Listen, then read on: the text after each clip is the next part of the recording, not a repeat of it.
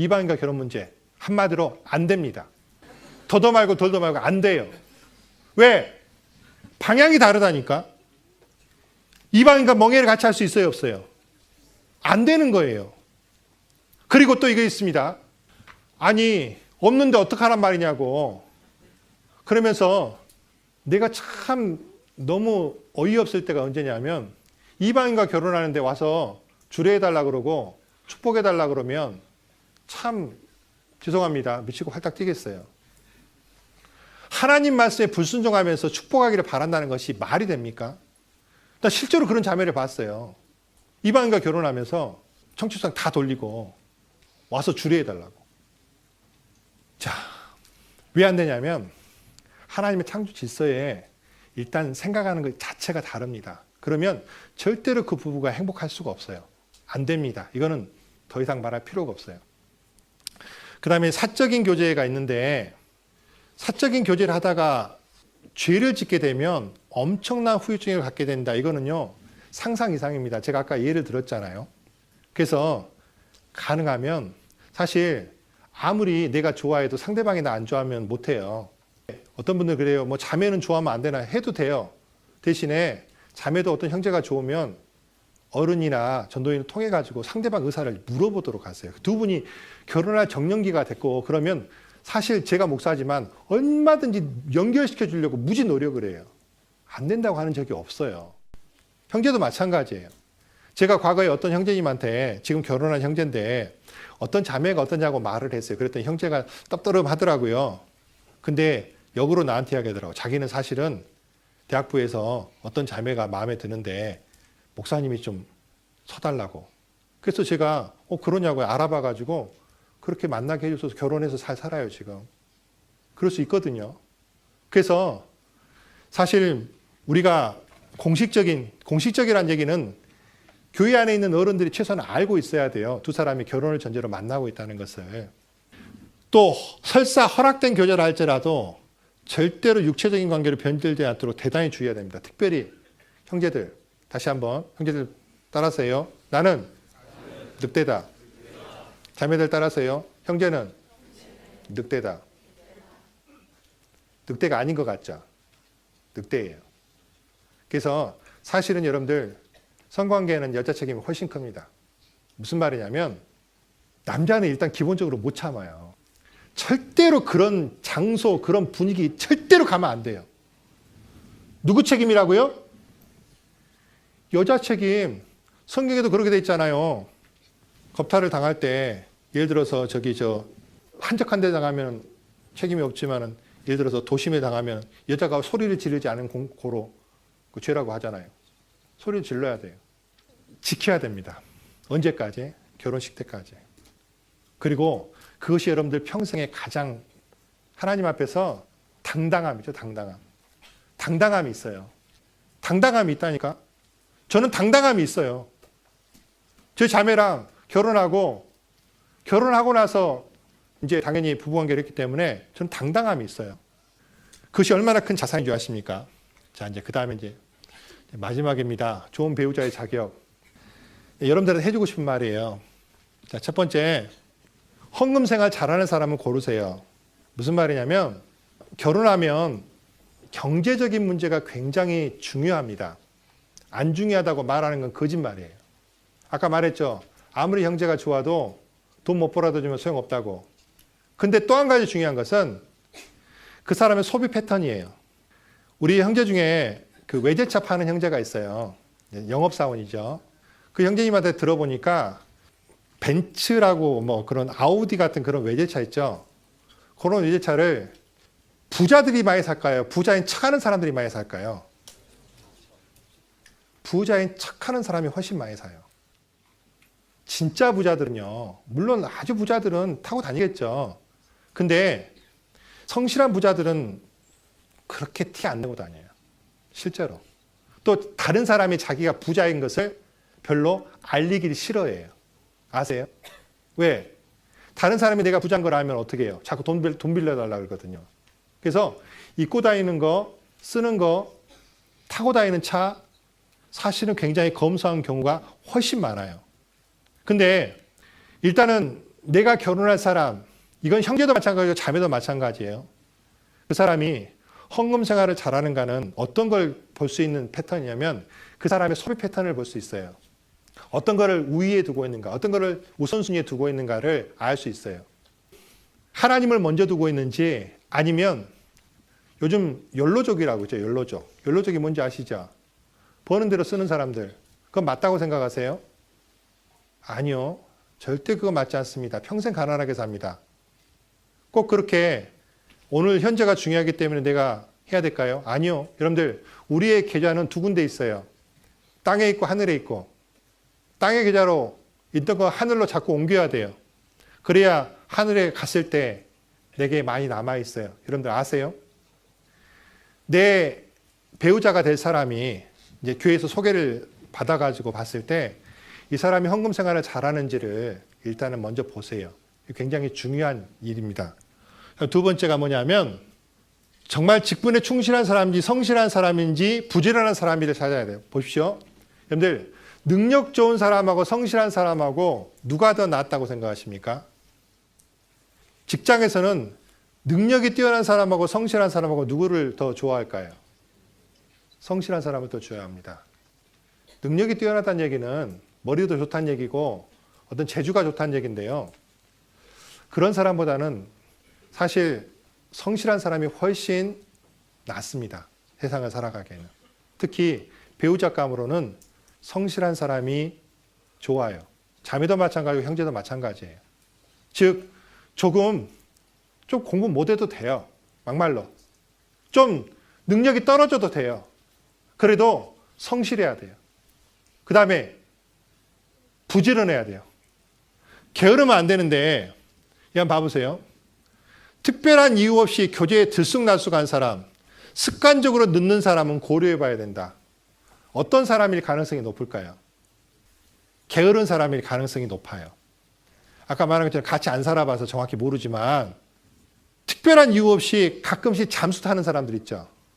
연락 끊고 카톡 안 받고 전화 안 받고. 요게 자주 있는 사람은요. 여러분들 감정의 기복이 굉장히 심한 사람일 가능성이 높아요. 그리고 게으른 사람일 가능성이 높아요. 이런 사람은 소개받아도요. 가능하면 하지 마세요. 아무리 형제가 없어도 그런 형제랑 살면 평생 고생해요. 게으른 사람은 고려해 봐야 됩니다. 봉사할 때 모습을 보면 아는데 우리 그 목사님 중에 한 분이요. 지금 저기 그 남미에 가 계시는 목사님 한 분인데 선교사님인데 그분은요. 이 자매를 어떻게 만나게 됐냐고 물어봤는데 참 재밌더라고요. 우리 보통 토요일 날 보면 청년들이 청소를 하잖아요. 교회당 청소를. 근데 보통 밀걸레 가지고 이렇게 이제 바닥을 닦습니다. 근데 이 자매가 그 소파 있잖아요. 소파로 확 뒤집더니 그 소파 밑에 먼지까지 팍팍 닦더래요. 그것 보고 그 자매랑 결혼했대요. 그거 진짜 결혼 잘했다 그래요. 왜? 여러분들 리브가 기억나세요? 아브라함이 종이 와가지고 약대에게 먹을 물을 달라고 했을 때 리브가가 어떻게 했어요? 그 약대는 엄청난 물을 먹는다고 해요. 그 약대를 먹이려면 물을 몇 번 달랐을까요?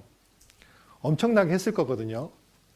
그걸 보면서 아브라함의 종이 저 아가씨일지도 모르겠다는 생각을 한 거예요. 실제로 봉사를 할 때 어떤 모습을 가지고 하는지를 보는 게 중요해요. 정말로 성실하게 하는지, 열심히 하는지, 아니면 대충 하는지. 그 손놀림 보면 대충 알거든요. 설거지 할 때 손놀림 보고, 밀걸레질 할 때 모습 보고, 이 사람이 게으른 사람인지 부지런한 사람인지 대충 나와요. 게으른 사람하고 살면 평생 고생합니다. 특히 자매님들, 형제님들 중에 게으른 사람하고 결혼하면 평생 고생해요. 그런 형제는 소개해줘도 하지 마세요. 형제님들한테 미안합니다. 근데 형제님들은 정말 성실하게 살아야 돼요. 내가 혹시 게으르다고 생각하면 성실하게 살아야 됩니다. 그 다음에 당연한 이야기겠지만 외모적인 외적인 조건보다 신앙과 인격이 성숙한 사람 찾으라. 이건 당연한 이야기니까요.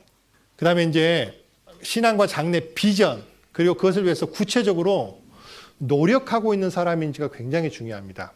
장래라고 하는 것은 세상적인 어떤 성취도 필요해요. 그 다음에 신앙적인 성취도 필요합니다. 그리고 그 비전을 놓고 현재 정말 노력하고 있는 사람인지 아닌지 이건 이야기해보면 알거든요. 그냥 되는 대로 사는 사람은 안 돼요. 특히 형제들 중에 절대로 되는 대로 살면 안 됩니다. 그 다음에 또 하나가 있어요. 사람들과 관계가 좋은지 확인하는 원만한 성격. 자, 사실 원만한 성격이 굉장히 중요합니다. 직장 생활에서 제일 힘든 게 뭔지 아세요? 인간관계예요. 교회 안에서도 사실은 그 사람이 제일 중요한 것이 관계입니다. 관계. 다른 사람과 어떤 관계를 가지고 있는지를 관찰할 필요가 있어요. 그래서 사실은 여러분들 자매님들 중에 이런 분들이 계셔요. 어떤 형제나 자매를 소개시켜주면 싫다 그래요. 왜? 그러면 신비감이 없어서요. 즉 교회 안에서 맨날 봤던 사람들 있죠. 이런 사람들은 신비감이 없어서 싫대요. 그러면 신비로운 사람들은 좋을까요? 아니요.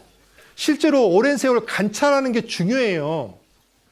같이 교회 안에서 같이 부서에서 같은 교회 안에서 서로 관찰하면서 이 사람이 정말 원만한 관계를 가지고 있는지 정말 노력을 하고 사는 사람인지 이런 것들이 필요하다니까 여러분들. 그 다음에 또 하나가 있습니다. 보수적인 사람을 선택해라. 이건 제가 하는 말인데 자유스럽고 개방적인 사람은 결혼해서 살기 쉽지 않아요. 연애할 때는 자유스럽고 개방적인 사람이 좋죠. 안 그래요? 보수적인 사람 좀 답답하고. 근데 결혼해서 살아보십시오. 자유스럽고 개방적인 사람은요. 그런 성향을 갖고 있는 사람들이 있습니다. 근데 결혼해서 살기는 참 힘들어요. 예를 들어서 자매가 너무 자유스럽고 개방적이면요. 형제가 힘들고요. 반대도 마찬가지예요. 형제가 너무 자유스럽고 개방적이면 자매가 마음 고생 많이 해요. 사실은 조금은 보수적인 사람이 좋습니다. 자, 그리고 절대 첫인상으로 결정하지 마세요. 시간을 두고 지켜봐야 됩니다. 무슨 말인지 아세요? 첫인상은 대부분 사람들은 좋게 보여요. 안 그래요? 그 비밀을 이야기하자면 저는 제 자매의 첫인상이 별로 안 좋았어요. 근데 교회 안에서 서로 교제하다 보니까 볼수록 좋아졌어요. 근데 반대 경우도 있겠죠. 첫인상은 너무너무 좋았는데 반대의 경우도 있겠죠. 사람은 절대 한두 번 봐서 결정할 일이 아닙니다. 그리고 이제 마지막으로 팁을 드리자면 진짜 신앙적으로 깨어있는 사람은요. 만나면 대화가 통해요. 근데 대화가 안 통한 사람하고 결혼하면 힘듭니다. 신앙적으로 깨어있을 때. 근데 이런 경우도 봤어요. 좀 불행한 경우인데 어떤 자매가 저한테 그렇게 이야기하더라고요. 자기는요. 전도인이 될 만한 형제는 싫다. 그리고 교회 생활 너무 열심히 하는 형제는 싫다. 그냥 교회 주일만 오면 된다. 이런 형제가 좋다라고 이야기를 하더라고요. 그래서 제가 속으로 그랬습니다. 그런 형제 만나겠구만. 실제로 결혼을 딱 했는데 진짜 부부가 교회를 왔다 갔다 해요. 똑같아요, 둘이. 그러면 나머지 시간 뭐 할까요? 예, 놀러 다니고 여행 다니고 그래요. 모르겠어요. 재밌게 살지는 모르겠지만 하나님 앞에 갔을 때 남은 게 있을까요? 사실은 그 신앙의 깊이에 따라 하나님이 맞는 짝 주셔요. 여러분들, 자매님들 특히 나한테 짝이 없다라고 생각하지 마시고 정말 나 자신을 하나님 앞에 온전히 한번 만들어 보셔요. 제가요, 이제 마지막으로 실명을 거론하면서 한 예를 들어 드릴게요. 글쎄 본인한테는 제가 말씀을 안 드려서 죄송한데 홍정현 목사님한테 정연아라고 부르는 자매님이 한 분 계셔요. 서울대학교 서양사학과 동기 동창 자매님이 계셔요. 그러니까 같은 과, 같은 학번 자매니까 정연아 그러겠죠. 그 자매는 어느 학교 나왔다고요? 서울대학교 나왔습니다. 졸업하고 청와대에서 근무했어요. 청와대 비서실에서.